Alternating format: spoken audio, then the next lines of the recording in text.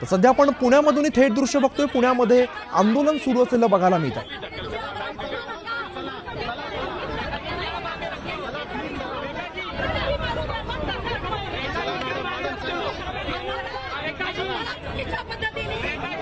ठाकरे गट आणि अजित पवारांच्या राष्ट्रवादीचं हे आंदोलन आपल्याला बघायला मिळत आहे।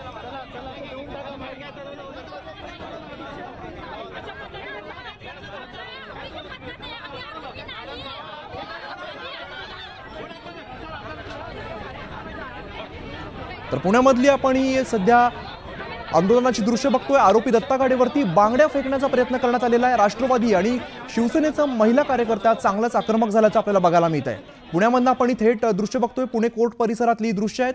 आरोपी दत्ता गाडेला कोर्टात हजर करण्यात येणार होतं।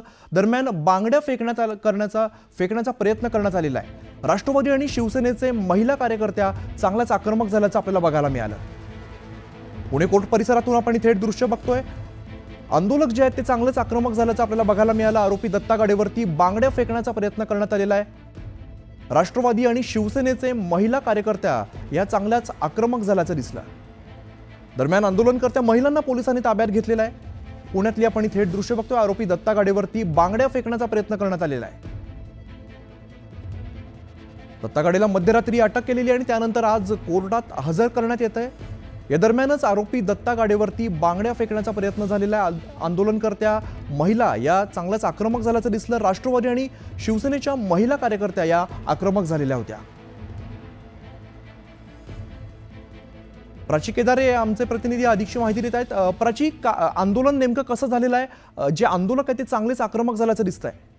खरं तर आपण जर पाहिलं तर गेल्या काही तासापासून आरोपी दत्तात्रय गाडे याला कोर्टाबाहेर आणलं जाणार आहे। यासाठी पोलिसांचा देखील आपण जर पाहिलं तर मोठा फौजफाटा जो आहे तो या ठिकाणी आपल्याला पाहायला मिळतोय। आणि या कोर्टाच्या बाहेरच जर पाहिलं तर या महिला आंदोलक ज्या होत्या त्या या ठिकाणी आल्या होत्या आणि त्यांच्या पोलिसांनी जवळपास इथले असलेल्या सगळ्याच नागरिकांना बाहेर काढण्याचा प्रयत्न जे आहे ते करत होते। आणि या दरम्यानच या महिला देखील इथं असल्याचं आपण बघत होतो आणि त्या दरम्यानच त्यांना इथून जा असं सांगितल्यानंतर त्यांनी जाण्यास नकार दिला आणि ते पोलिसांशी आपण जर पाहिलं तर आंदोलक नेमकं काय बोलतात हे आपण ऐकण्याचा प्रयत्न करूया। काही काळ मी थांबवतोय।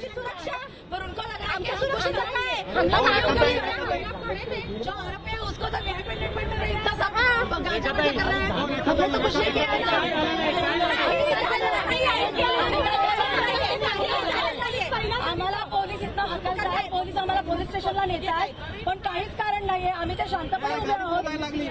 आरोपीला ऑलरेडी इतका बंदोबस्त दिलेला आहे। आरोपीला प्रचंड बंदोबस्त दिलेला आहे। आरोपीला प्रचंड बंदोबस्त दिलेला आहे।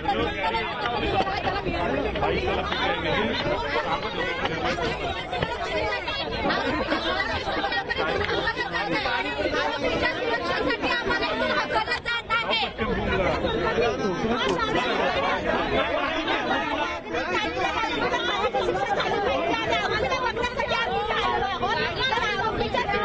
तुम्हाला मी पोलीस स्टेशनला घेऊन पोलिसांचं उत्तर मिळतंय। मग आमच्या महिलांना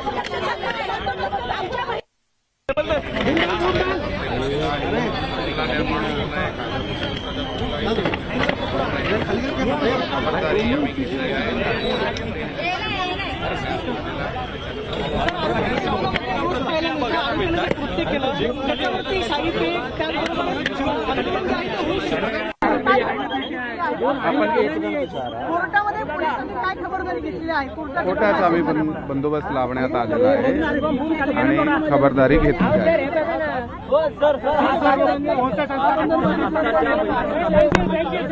तुम्ही सांगितलं पण आता काय इथे खबरदारी घेणं आव्हान तीच आहे की हा